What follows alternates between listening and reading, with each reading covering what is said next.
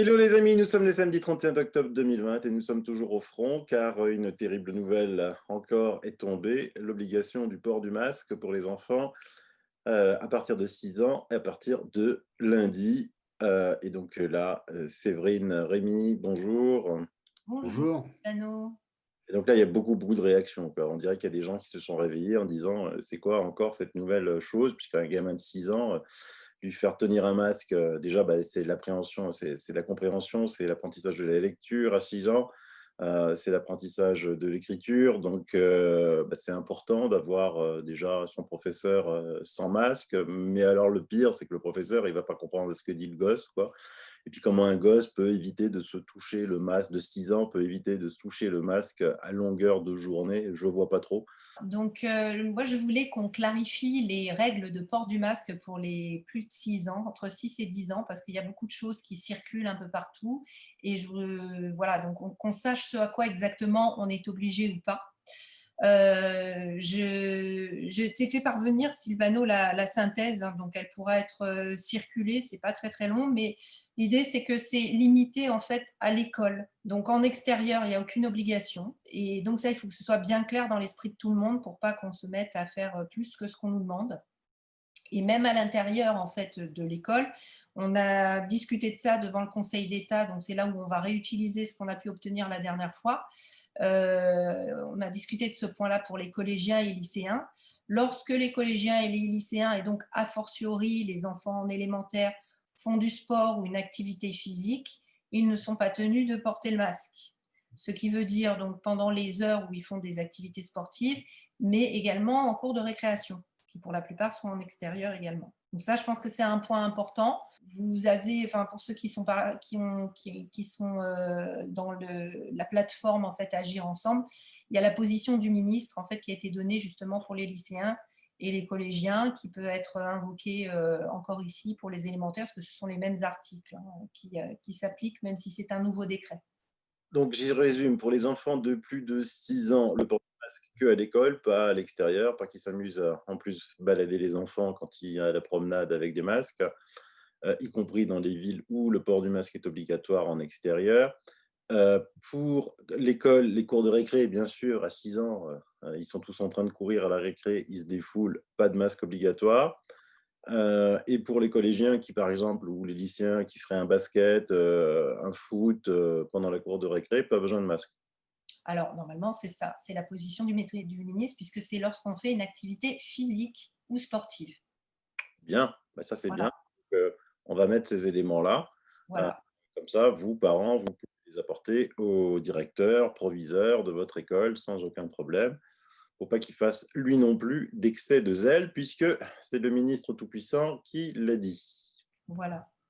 Alors, du coup, on a mis en place, en fait, maintenant, ça va être recours contre les masques qu'on est obligé de mettre à jour, puisqu'on a les décrets initiaux qui ont été modifiés. Et on a mis au point, en fait, une nouvelle stratégie. Donc, il va y avoir encore deux recours qui vont être faits en parallèle. Donc, un recours qui va être fait spécifiquement sur la nouvelle disposition concernant les plus de 6 ans, parce que ça, c'est une obligation nouvelle. Et donc, du coup, ça ouvre la possibilité de faire un nouveau type de procédure, le référé liberté. Et donc, on va focaliser ce référé liberté là-dessus. Alors, j'ai contacté beaucoup de grands noms des neurosciences pour les enfants pour essayer d'obtenir leur soutien si par hasard il y en a qui nous écoutent aujourd'hui, qui n'hésitent pas à prendre contact pour nous aider à développer notre argumentaire. Et puis, voilà, donc ça, ce sera pour les 6 ans. Et en parallèle, nous allons lancer donc le fameux recours contre les masques qu'on voulait lancer déjà en version un peu 2.0, c'est-à-dire sur la base du nouveau décret. Mais on devait le lancer la semaine dernière et puis on s'est dit, au vu de la volatilité en fait de la réglementation, on a dit on va attendre les annonces. Et on a bien fait parce qu'effectivement, il y a eu ce pavé dans la mare qui est l'imposition du masque pour les plus de 6 ans. Et donc, ça va nous permettre de mettre au point une stratégie différente et de ne pas, voilà, de pas avoir perdu de temps. Donc là, on va repartir sur un décret, enfin sur un référé suspension contre le nouveau décret donc, qui a été publié hier. Et là, on va encore attaquer de nouveau le port du masque dans son ensemble pour toutes les catégories de personnes, c'est-à-dire demander la suspension de cette obligation, que ce soit dehors, dedans, et peu importe qui on est. Alors, comme on veut quand même, in fine, obtenir quelque chose, c'est pour ça qu'on prévoit parfois des lots de consolation. Mais si on peut avancer en faisant la politique des petits pas, c'est ce que je disais ce matin en fait à une personne qui est d'un collectif qui était un petit peu désespérée et qui voulait que les choses avancent plus vite. Notamment, les sénateurs, elle trouvait que ce qu'ils ont décidé en fait n'était pas assez. Mais comme je lui ai dit, c'est la politique des petits pas. Il faut aussi faire preuve de gratitude lorsqu'on on obtient des petites victoires. Il n'y a pas de petites victoires parce que chaque petite victoire, c'est un pied enfoncé dans la porte. Et il faut essayer au fur et à mesure d'ouvrir la porte. Voilà. J'ai une Donc, question piège. On a vu qu'il y avait beaucoup de maires qui faisaient des décrets pour l'ouverture des commerces, parce qu'effectivement, comment comprendre qu'une petite boutique, je ne sais pas moi, de vêtements qui accueille deux, trois personnes, doit rester fermée et le grand hyper du coin ouvert où on peut s'acheter des vêtements et s'entasser à 1000 dedans. Est-ce qu'un maire pourrait mettre un décret autorisant les enfants de 6 ans à ne pas porter de masque? Bonne question. Alors, est-ce que il le pourrait en tant que quoi? J'ai du mal à parce que là, effectivement, là, il le fait en tant qu'autorité de police. Alors, parce il réglementerait l'ouverture des magasins. Là, il faudrait voir quelle base il aurait pour permettre ou non dans les écoles. Et alors, le souci principal qu'il y a sur ça, mais c'est à discuter, à mon avis, au niveau juridique, c'est que il contreviendrait à des mesures qui sont liées à l'état d'urgence. Alors, est-ce qu'un maire peut aller en contradiction avec des mesures d'état d'urgence? alors, il y a 2 points. J'ai vu qu'il y avait, je crois que c'est Bruno Retailleau qui avait prévu en fait une disposition dans la nouvelle loi de prorogation de l'état d'urgence qui permettait au préfet de revenir en fait sur certaines obligations, certaines mesures, si les conditions locales en fait s'amélioraient. Et je lui ai fait remarquer que ça serait bien qu'il le fasse au niveau du maire, des communes, parce qu'effectivement, les situations relatives à l'évolution de la pandémie sont plutôt observables en fait au niveau des communes plutôt qu'au niveau du département. C'est quand même assez large en fait comme surface. Donc, c'est vrai qu'il faudrait, à mon avis, qu'il y ait une autorisation, mais bon, ça, c'est quelque chose qui pourrait se discuter. Et je reviens sur les arrêtés qui ont été pris par les maires. Le fondement sur lequel ils l'ont pris et qui est vraiment très pertinent, c'est celui de la distorsion de concurrence. C'est qu'effectivement, les petits commerçants et les grandes surfaces, en fait, sont en concurrence. Et du coup, cette réglementation, elle provoque en fait, elle a des conséquences sur le déroulement normal de la concurrence en privilégiant une certaine catégorie d'opérateurs. Ça, effectivement, ça pose un problème. Donc, du coup, ils ont vraiment un fondement. Là, on est un petit peu sur autre chose. En plus, on est sur les questions sanitaires. Mais ça serait, à mon avis, quelque chose à… C'était une question comme ça qui m'était venue. Et donc, qu'est-ce qu'on doit faire pour le port du masque pour les petits là, de 6 ans? Alors, on est en train de… Bah là, nous, on est déjà en ordre de bataille. Je pense que s'il y a effectivement des personnes qui sont des scientifiques, des enseignants, qui ont une parole reconnue et qui pourraient en fait justement nous aider à porter cette action auprès de l'opinion publique, je pense que ça serait une très bonne chose. Nous, de notre côté, on a déjà plusieurs chefs de file, entre guillemets, qui vont représenter les enfants, c'est-à-dire les enfants voilà, qui n'ont pas de difficultés particulières, mais pour qui en fait il n'est pas juste comme pour n'importe quel enfant de devoir porter en fait un masque. Et puis on a des catégories particulières, des enfants qui sont asthmatiques, des enfants qui sont autistes, qu'on veut mettre aussi en avant parce qu'on estime que dans tout ça, vous savez, il y a un principe constitutionnel qui a été consacré en mars 2019, tout récemment, c'est la protection de l'intérêt suprême de l'enfant. Et le Conseil constitutionnel l'a placé vraiment tout en haut de la pyramide. Et je crois qu'aujourd'hui, avec ces règles-là, ce principe-là est complètement bafoué. Donc voilà, nous, on va axer vraiment ce recours très fort en fait sur tous ces thèmes-là. Et ce que je dirais, c'est qu'il faut qu'on continue d'être unis, qu'il n'y a pas de petite victoire, qu'il faut, même si on a perdu une bataille, on n'a pas perdu la guerre et qu'on sait que ce sera un vrai marathon. C'est même plus qu'un marathon, c'est une ascension. C'est l'ascension de l'Everest. Et je parle un peu en tant que marcheuse, c'est pas après pas. Et les parents d'élèves, parce que moi je connais beaucoup de parents d'élèves qui sont debout sur la table parce que quand ils ont appris cette horrible nouvelle, ils ne peuvent pas se joindre à vous?